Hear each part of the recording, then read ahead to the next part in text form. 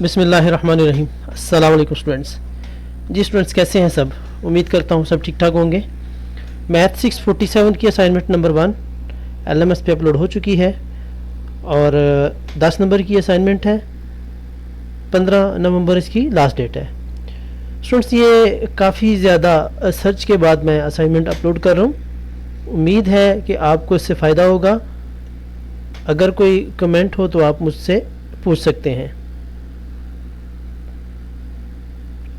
तो स्टूडेंट्स, ये उन स्टूडेंट्स के लिए है जिनके सेक्शन इंचार्ज वसीम जाहिद हैं।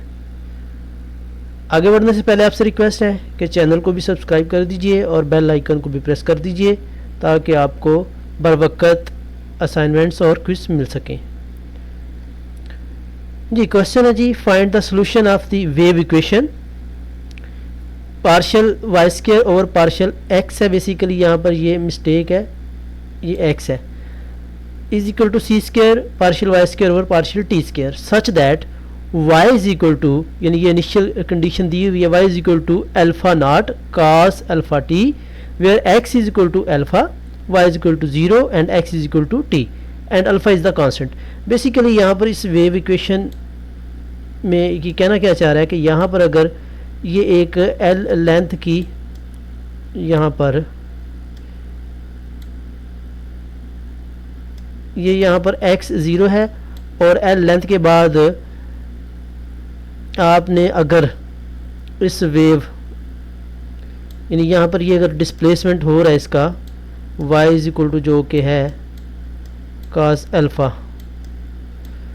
तो उस सूरत में अगर ये इसको डिस्प्लेस किया जाए इधर, तो वेव में जो प्रॉपर्टीज़ पैदा होती हैं उसको आपने एनालाइज करना होता है। एनीहो, सॉल्यूशन की तरफ बढ़ते हैं। सॉल्यूशन की तरफ बढ़ने से पहले आपको ये जो फाइल है वर्ड में बनानी है, उसके लिए आपके पास मैथ टाइप होना चाहिए। तो चलें स्टूडेंट्स, स्टार्ट करते हैं। स्टूडेंट्स, ये हमारी बेसिकली इक्वेशन है। अच्छा, इस इक्वेशन में इनिशियल कंडीशन दी हुई है y is equal to this, x is equal to l, y is equal to 0, x is equal to 0 and so on. Students, ये सेपरेशन रूल है एक, जिसमें हम ये टी स्क्वायर वाली जो है इसको टी डबल टी, और ये जो एक्स स्क्वायर वाली इसको x double derivative into x इस तरह लिख सकते हैं। ठीक है, तो ये याद रखिएगा। यानी टी वाली में इसको याद करने के लिए आप टी वाली में डबल टी लिखें इज इक्वल टू एक्स वाली में डबल एक्स लिखें। ठीक है, और एक्स टी डिपेंड कर रहा है किस पे, टाइम टी पे, और एक्स डिपेंड करेगा आपका एक्स पे। ठीक है, अच्छा, और ये टी वाले के साथ आप x इंटू एक्स लगा देंगे और उसके साथ t इंटू टी लगा देंगे। ठीक है, ये सिंपल है, बस आपको याद रखना पड़ेगा। तो ये सेपरेशन लॉ है, उसके मुताबिक इसको हम इस तरह लिख सकते हैं। अब इस तरह लिखने के बाद हम टी वाली अलग कर लेते हैं और दूसरी अलग कर लेते हैं। ठीक है, लेकिन यहाँ पर इसने क्या किया, सी स्क्वायर एक्स, बात एक ही है कि उसने इसको डिवाइड कर दिया हुआ है। सही है, तो डिवाइड करने के बाद ये टी वाली इधर आ गई, ये इधर आ गई। अब इन दोनों को हम माइनस लैम्डा के इक्वल रख लेंगे, माइनस लैम्डा के इक्वल रखेंगे आइगन वैल्यू निकालने के लिए। तो ये भी इसके लैम्डा के बराबर, ये भी लैम्डा के बराबर आएगी। तो यहाँ पर आपके पास ये दो इक्वेशंस बन जाएंगी। ठीक है, दोनों से आप ये दो इक्वेशंस गेट कर लेंगे। ठीक हो गया। अब इन दोनों को सॉल्व करने के लिए वेव इक्वेशन का जनरल सोल्यूशन होता है, वो आपको याद रखना पड़ेगा। जनरल सोल्यूशन ये होता है X X is equal to sigma N is equal to 1 10 to up to infinity C N sine N pi X और एल। ये स्टूडेंट्स, ये प्रूव करने की ज़रूरत नहीं है, जस्ट आपने इसको याद रखना है। ये जो लैम्डा एन की वैल्यूज़ हैं ये निकालने के लिए आपको ये जनरल सोल्यूशन याद रखना पड़ेगा। ठीक है, सी एन आपको पता है यहाँ पर कांस्टेंट है, जिससे आप बाउंड्री कंडीशन की वैल्यू निकालते हैं। तो इससे जब आप ये पुट करेंगे तो बाउंड्री कंडीशन की वैल्यू जो है आपके पास ये आ जाएगी। ठीक है, ये एक आपकी वैल्यू बाउंड्री कंडीशन के लिए आ गई। ठीक है, अच्छा, बाउंड्री कंडीशन के लिए तो आपकी वैल्यू आ गई, लेकिन हमारे पास जो इनिशियल कंडीशन है वो ये है। ठीक है, अब हमने इनिशियल कंडीशन के लिए भी वैल्यू निकालनी है। तो इनिशियल कंडीशन के लिए ये जनरल सोल्यूशन एक्स एक्स के इसके इक्वल होता है और टी एन टी वाली लें, यानी एक्स वाली ये जनरल सोल्यूशन के लिए आपकी बनेगी और टी एन के लिए आपका जनरल सोल्यूशन ये बनेगा।